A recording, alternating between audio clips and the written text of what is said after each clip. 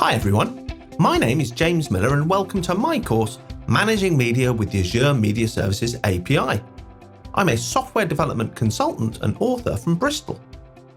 Azure Media Services allows you to encode, analyze and stream your content, allowing you to reach your audience regardless of the device they use.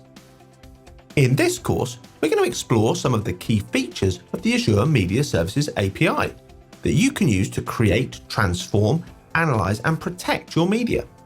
Some of the major topics that we will cover include how to manage media assets, how to use transforms and jobs to process audio and video files, extracting media insights such as closed captions and thumbnails, and protecting assets with DRM and encryption.